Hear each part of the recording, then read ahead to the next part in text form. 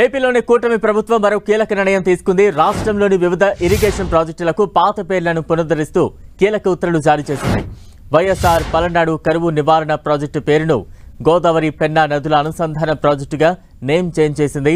అటు వైఎస్ఆర్ వేదాద్రి ఎత్తిపోతలను ముత్యాం ఎత్తిపోతల పథకంగా పేరు మార్చింది. ఇలా రాష్ట్రంలో మొత్తం 12 ప్రాజెక్టుల పేర్లు మార్చేసింది కూటమి ప్రభుత్వం.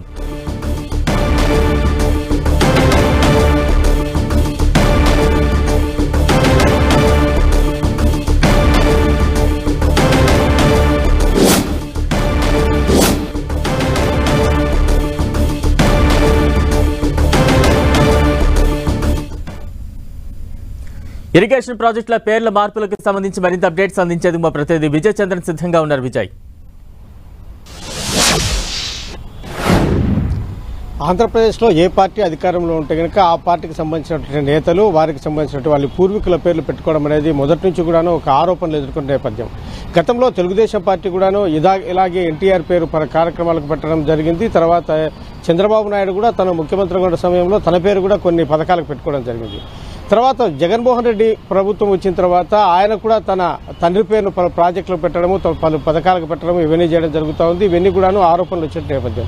అయితే కూటమి ప్రభుత్వం వచ్చిన తర్వాత మళ్ళీ వైఎస్ఆర్కి సంబంధించినటువంటి లేదంటే కనుక వైసీపీ నాయకులకు సంబంధించినటువంటి వాళ్ళు, ఆ తర్వాత వైఎస్ఆర్ పార్టీలో ఉండి తర్వాత వాళ్ళు చనిపోయిన తర్వాత వారు గౌరవార్థం పెట్టినటువంటి పలు ప్రాజెక్టులకు ఆ పేర్లను మారుస్తూ గతంలో ఏవైతే కనుక పాత పేర్లు ఉన్నాయో వాటిని పునరుద్ధరిస్తూ ఏపీ ప్రభుత్వం జీవో ఇవ్వడం జరిగింది. మొత్తంగా 12 ప్రాజెక్టులకు సంబంధించి వీటికి పేర్లు మార్పులు చేస్తూ జీవో ఇవ్వడం జరిగింది. ఈ రాష్ట్రంలో చూస్తే కనుక వైఎస్ఆర్తో సహా పలు వైసీపీ నీతులకు సంబంధించినటువంటి వివిధ ప్రాజెక్టులకు వారి పేర్లు పెట్టడం జరిగింది. వైఎస్ఆర్ పల్నాడు కరువు నివారణ ప్రాజెక్టుకు గోదావరి పెన్నా నదుల అనుసంధాన ప్రాజెక్టుగా అసలు పేరు ఏదైతే ఉందో దాన్ని మళ్లీ పునరుద్ధరించింది. అలాగే వైఎస్ఆర్ వేదాద్రి ఎత్తిపోతల పథకానికి అసలు పేరు బుక్యాల ఎత్తిపోతల పథకంగా మార్చడం జరిగింది. అలాగే interlinking of Godavari and inner దానికి సంబంధించింది వేదాద్రి వైఎస్ఆర్ ఇరిగేషన్ స్కీమ్ ఇట్లాంటి పేర్లు పెట్టడం జరిగింది. వాటి వెలుగల్లు ప్రాజెక్టుగా పెట్టడం జరిగింది. అలాగే వైఎస్ఆర్ వెలుగల్లు బ్యాలెన్సింగ్ రిజర్వాయర్ అనే పేరు మార్చిన దానికి కూడాను వెలుగల్లు రిజర్వాయర్, అలాగే నర్రెడ్డి శివరామరెడ్డి రిజర్వాయర్కు గతంలో ఏదైతే సర్వరాయ సాగర్ ఏదైతే ఉందో ఆ పేరును పెట్టడం జరిగింది.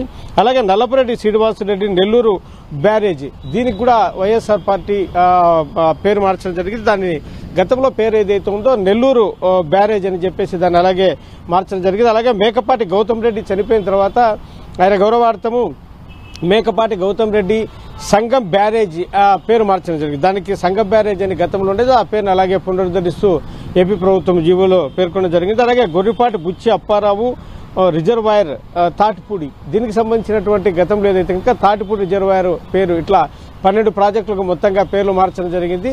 దీంతో ఇప్పటి నుంచి కూడాను పాత పేర్లు ఏవైతే ఉన్నాయో ఆ పేర్లు ఈ ప్రాజెక్టులకు కొనసాగడం జరుగుతుంది. విజయ్, అంటే పేర్లు మార్పులకు సంబంధించి వైసీపీ నేతలు ఏమైనా రియాక్ట్ అయ్యారా? అంటే దానికి సంబంధించి ఇంతవరకు వైసీపీ నేతలు అయితే కనుక ఎటువంటి కామెంట్స్ చేయలేదని చెప్పొచ్చు. ఎందుకంటే గతంలో తెలుగుదేశం పార్టీ ఇదే పందాన్ని అనుసరించింది. అంటే పలు స్కీములకు సంబంధించి తర్వాత వైఎస్ జగన్మోహన్ రెడ్డి ప్రభుత్వం కూడా ఇదే స్కీములకు పలు పేర్ల మార్పులు, తర్వాత స్కీములకు, ప్రాజెక్టులకు ఇవన్నీ చేయడం జరిగింది. కాబట్టి ప్రస్తుతానికైతే కనుక వైసీపీ ఈ పేర్ల మార్పు వ్యవహారం మటుకు ఎటువంటి కామెంట్ చేయకుండా సైలెంట్గానే ఉంది ప్రస్తుతానికి. అంటే విజయ్, ఈ పేర్ల మార్పుని ఏ రకంగా అర్థం చేసుకోవాలి? ప్రభుత్వాలు మారుతున్న కొద్దీ మీరు చెప్పినట్టుగా పేర్లు మారుతూ ఉండడం అనేది కొన్ని ఆరోపణలు కూడా మీరు చెప్తూ ఉన్నారు ఆ రకంగా ఉన్నాయని. దీనికి సంబంధించి ఏపీలో స్థానిక ప్రజల నుంచి కావచ్చు, ముఖ్యంగా మేధావులు కావచ్చు, రాజకీయ విశ్లేషకులు కావచ్చు, ఏ రకంగా రియాక్ట్ అవుతూ ఉన్నారు? ఈ పేర్లు మార్పు అనేది ఇప్పుడు చూస్తే వారి కుటుంబ సభ్యులు, అంటే ఇప్పుడు స్వాతంత్ర పోరాటంలో పాల్గొన్నటువంటి అనేక మంది దేశ నాయకులు ఉన్నారు, సమాజం కోసం ఎంతో మంది త్యాగాలు చేసినటువంటి వాళ్ళు ఉన్నారు.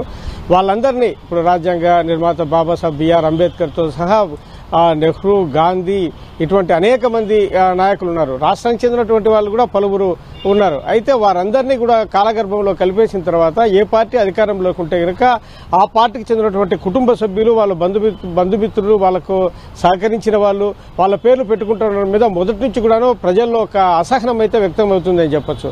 ఇలా మీకు సంబంధించిన వాళ్ళ పేర్లు పెట్టుకోవడం ఏమిటి అని చెప్పేసి ప్రజలు పలుమార్లు ప్రశ్నించే సందర్భాలు కూడా ఉన్నాయి. అయితే వాటిని ఏమాత్రమో ప్రభుత్వాలు, ఏ ప్రభుత్వం ఉన్నా కూడా ఆ ప్రభుత్వం పరిగణలోకి తీసుకుపోవడము ఇదంతా కూడాను ప్రజల్లో ఒక వ్యతిరేకత అయితే కనుక స్పష్టంగా ఉందని చెప్పొచ్చు బలరాం. Thank you Vijay.